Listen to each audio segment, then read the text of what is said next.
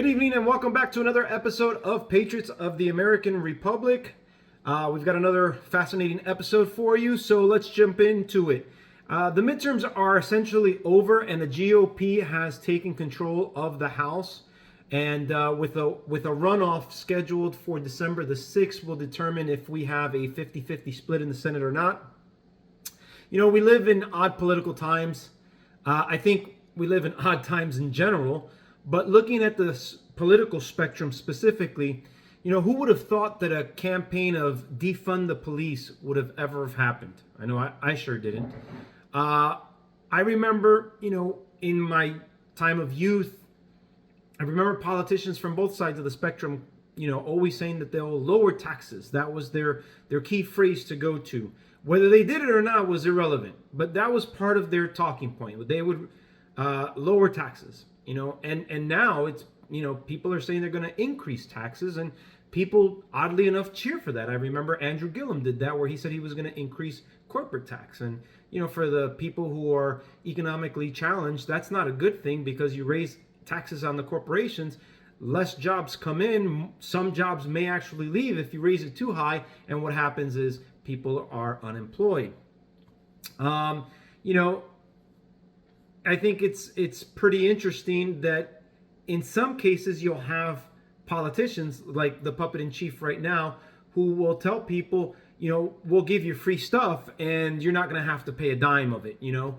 And people believe that. Listen, the government doesn't give anything away for free. First of all, it's not the government that's giving away. It's your tax dollars that pay for it. So the more free stuff, either A, they're going to print more money, which increases inflation, right? Because you've got more money saturated into the market, and what happens is it devalues, or you raise the taxes in order to pay off those free items. Since Biden has taken office, I think it's pretty undeniable, despite the administration lying to you and the leftist media echoing that lie, about inflation being transitory, Trump's fault, C-19, Putin's fault, etc., etc. The cost of living has increased a good amount. So if it's increased a good amount, either A, your living wages or your earnings have decreased, or your savings have depleted. In either which case, it's not a good sign, and we're feeling the punch or the pinch here coming this week. As the economy continues to, or inflation, I should say, as the inflation continues to stay pretty high. I mean, Thanksgiving is tomorrow, and I'm sure that everybody has gone food shopping at this point, and I'm sure you're looking at that receipt and going, my goodness, I can't believe it.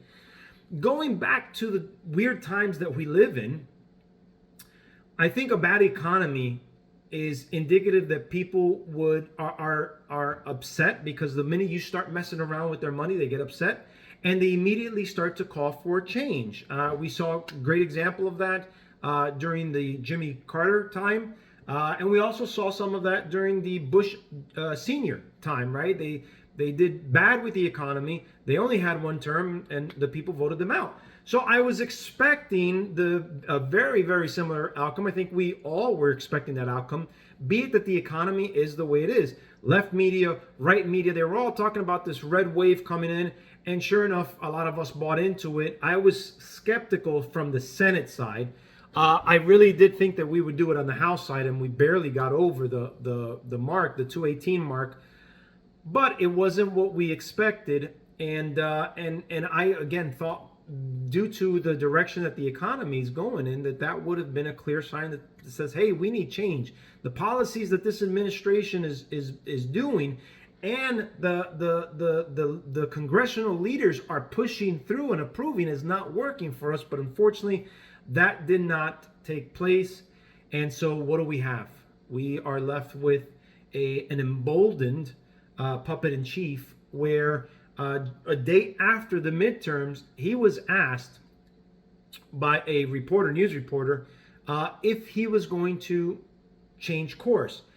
He stated some polls. I don't give a whole lot of detail into polls, but I have seen polls both on the left and on the right saying the exact same thing. Over 70% of the American people are either worried, concerned, fearful of the trajectory that the economy is going in.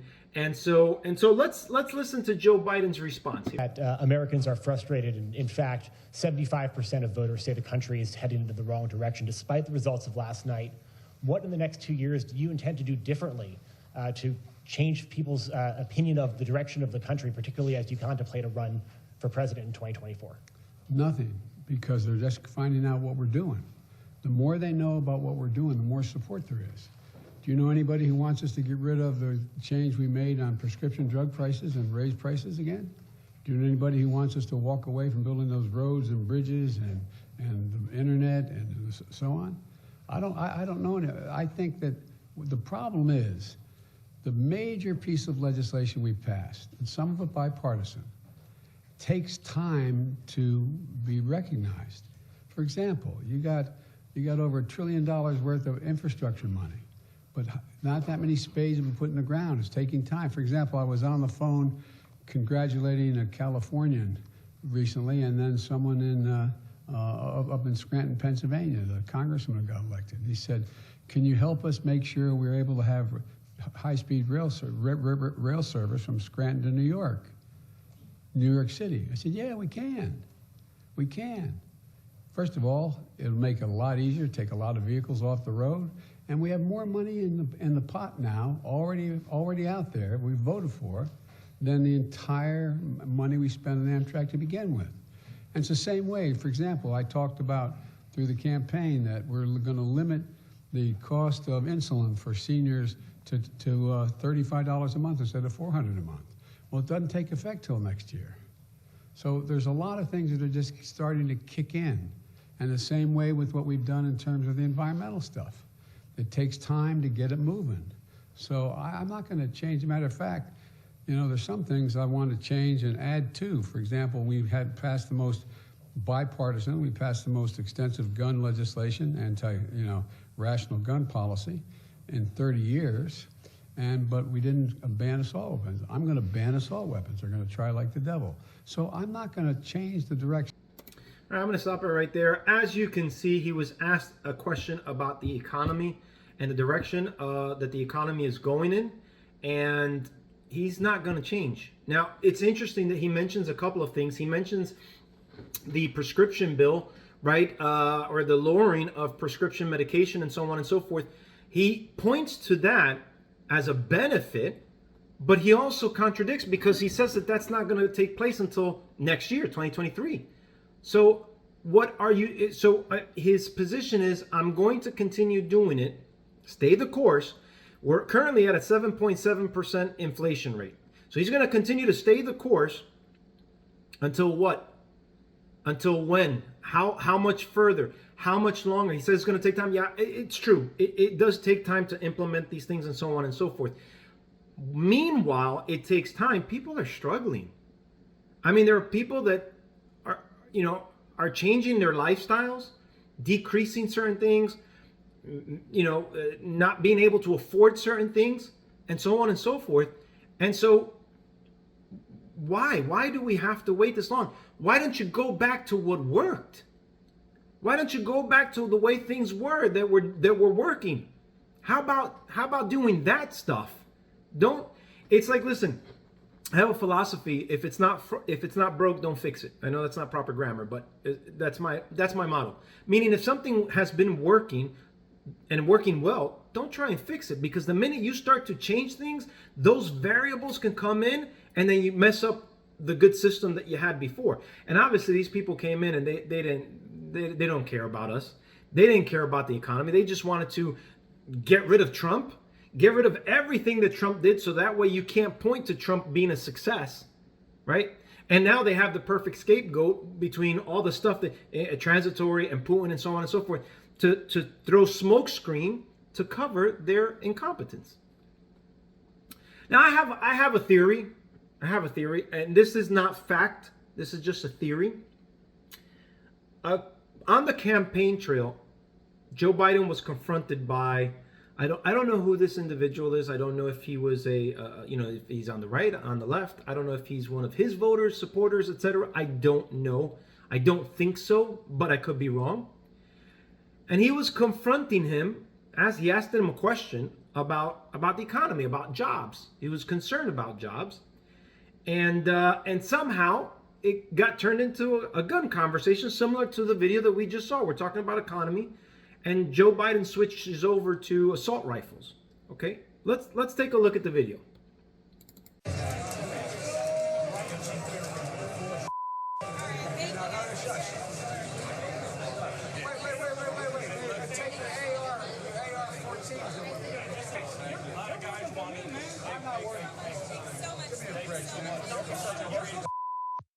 Okay, Joe Biden yesterday hurling profanities at a construction worker from Detroit who questioned him on his stance about guns. Yeah, really? So when someone engages you, you curse them out? That Michigan mill rights employee, Jerry Wayne, joins us now. Jerry, appreciate you joining us. Set the scene. When did you realize you'll have a chance to question the former vice president about his stance on guns? Well, it was hard to hear. What did you ask him? Well, I asked him how he was going to be helping get us work, us union workers, work in the future. We seem to be doing fine at the moment, but there's always room for improvement. And I wanted to give him the opportunity to show us where that improvement could come from. And I also asked him, I'm sorry? You go ahead. I also asked him how he wanted to get the vote of the working man when a lot of us wield arms. We bear arms, and we like to do that. And if he wants to give us work and take our guns, I don't see how he's going to get the same vote. So his message has changed, right? Is that your concern? Because he looked at you and he said, that's not true. I never said that. So we went to the Wayback Machine, as Steve always says, and we found what he said in the past that really concerns you. Watch this. To gun owners out there who say, well, a Biden administration means they're going to come for my guns. Bingo. You're right if you have an assault weapon. The fact of the matter is they should be illegal, period. Look, the Second Amendment doesn't say you can't restrict the kinds of weapons people can own. So that was one of the viral videos, Jerry, that you had seen. Another one is where he talks about putting Beto O'Rourke in charge of guns. We're going to run that too. Watch. I want to make something clear. I'm going to guarantee you this is not the last you've seen of this guy. You're going to take care of the gun problem with me. You're going to be the one who leads this effort. I'm counting on you. Let's stop it right there. So, listen, anytime the government wants to come after your right to defend yourself, it's concerning. I think I've mentioned it before. I have a Cuban background. My mother was born and raised in Cuba. And when Fidel Castro came into power, basically took my family out, machine guns pointed at my mother's head. My mother was younger than 7 years old because I think she came to this country when she was 7. So she had to have been younger, 5, 6. Machine guns pointed to her head, my uncle's heads, my aunt's heads, and basically my grandfather was forced to leave, right? I don't want that here in the United States, right? My wife is from Venezuela, shared that as well. We know a couple of years ago there was some protests, and it ended really, really bad, where the government just basically unleashed their arsenal upon students, young people, young adults, and Venezuela is also unarmed, right? So anytime any government, I don't care if it's the U.S. or whatever, talks about disarming its people, it's usually historically never a good thing. Now, what does all this mean? Right? Because we've got, and oh, by the way, that clip was from 2019. So this was on the campaign trail. So I want us to focus on his comment on the young gentleman. Tells him, I don't work for you. You know what? I believe that. I don't believe that Joe Biden works for the American people as a whole. I think he works for whoever's pulling his strings. That could be China. Could be. It could be some other mysterious, nefarious source. I don't know. But again, we come to the point. Either A, the policies that these people are putting into place are they're hurting us. There's no denying that they're hurting us, right? So either A, it's incompetence, or B, it's on purpose. And I think it's on purpose, because when you see things that don't work, you kind of change gears, you change direction, you go, let me try something else, something different. But we just heard him say he's not going to change anything, so it's got to be done on purpose at this point. And all of the little details that he gave, infrastructure and prescription, that's going to help, that could potentially help a pocket of people, again, down the road.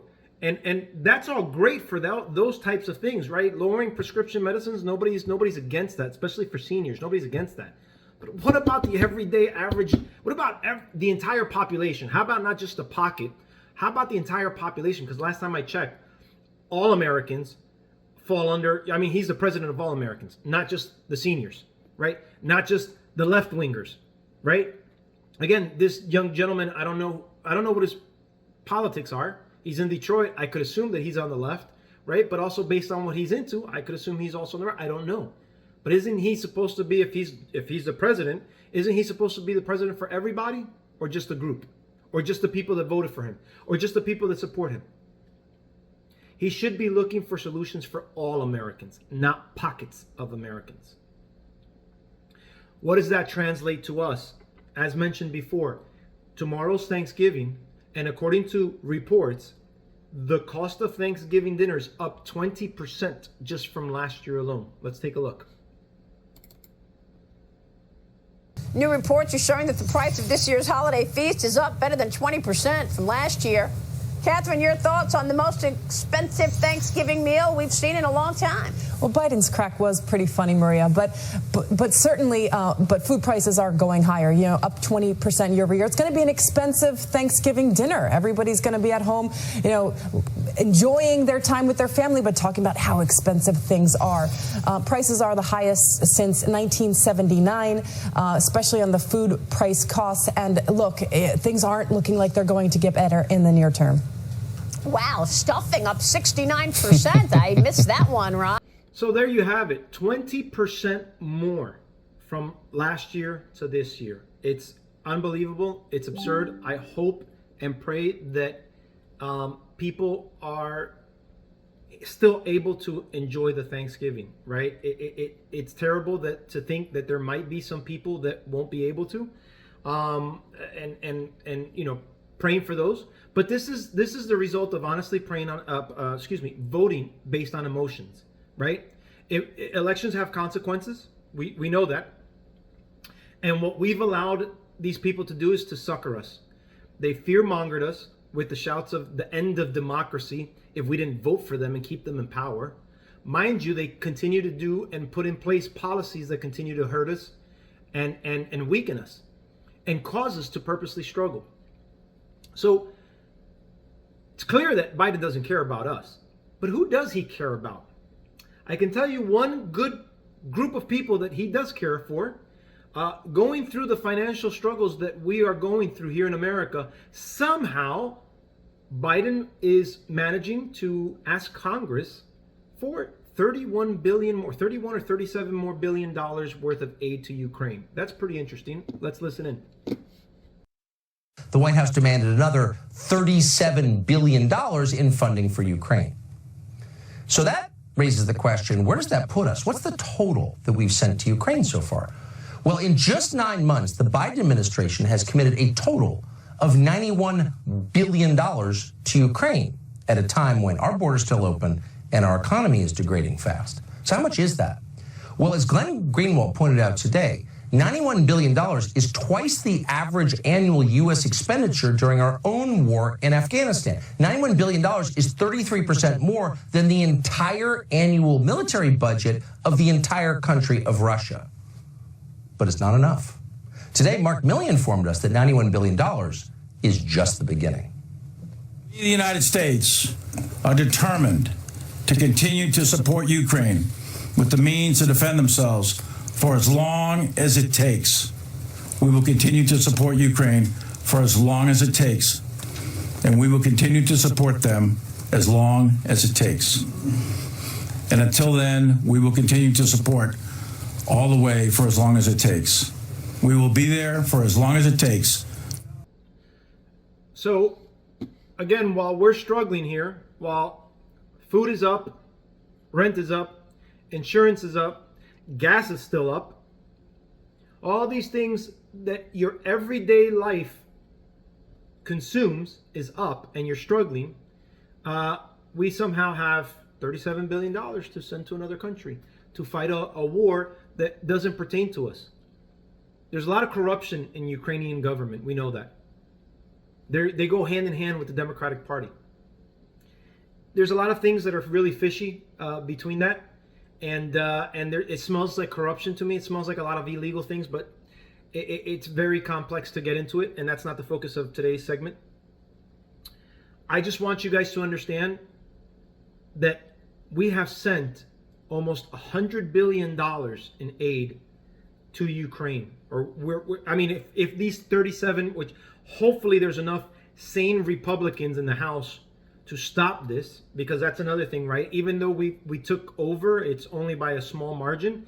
And let's face it, the Republican Party is not as united as the Democratic Party is. That's just the reality of it, unfortunately. And that's why we continue to lose ground year over year. But anyhow, if that passes, it's $91 billion total. $91 billion.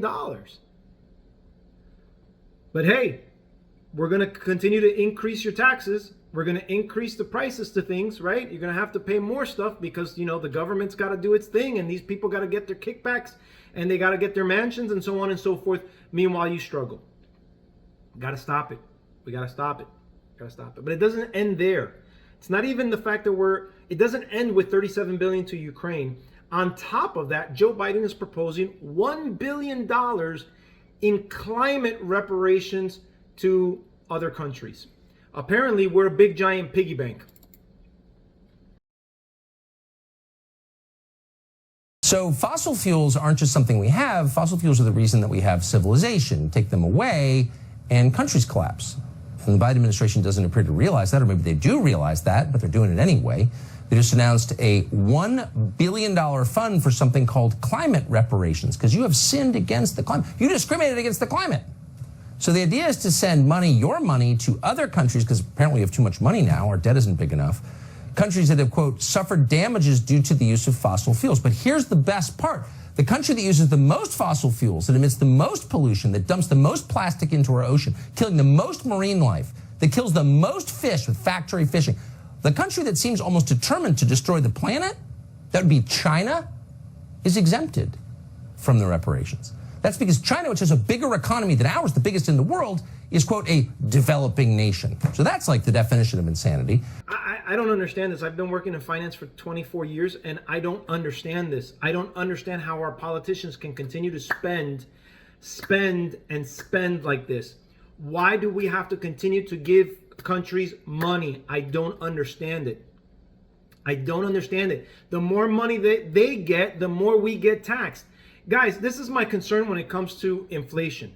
My concern is that this is going to become the norm. These people, let me backtrack a little bit. Let's look in the past. Remember, whenever gas prices go up, all products and stuff like that tend to go up as well, because obviously the shipping, right, the diesel and all that stuff, the price of diesel is up, so we've got to increase the prices to offset that, right? Okay, when gas and diesel go down, do those prices come back down? I haven't personally seen it. So the prices pretty much stay level as to where they were at when the increase happened. And then it becomes the norm, because we adjust. Since we're not seeing it right away, we tend to adjust. Oh, okay, no big deal, right? And so that's how I'm afraid that's what's going to happen now. The prices that we're at right now, if they don't continue to get worse, will become the norm. Are we okay with a 7% inflation rate as a norm? Are we okay with 5, with 6, with 4? I mean, my gosh, it was under 2% before with the prior administration. And this is my concern, that if we get too accustomed to this, this is going to be the new norm, and they're going to keep on taxing us. And I'm sick of it. I'm sick of them taxing us, and they get rich, they send money everywhere, while we continue to work and struggle day by day. Guys, we've got to make a change. We've got to change the way that we look at politics. We got to change the way that we vote. Yes, it's easy to vote right now between Republicans and Democrats, but it's much harder to vote during our own primaries. That's where we really have to pay attention and make sure that we are selecting and voting the right person who's going to represent us not another Washington, D.C. rhino. All right, guys, that's it. That's all I have for you guys. I wish you guys a happy Thanksgiving. God bless you guys. Hopefully you guys have a great time tomorrow. Enjoy lots of food and watch some football if that's what you're into. Take care, guys. Until the next episode, God bless.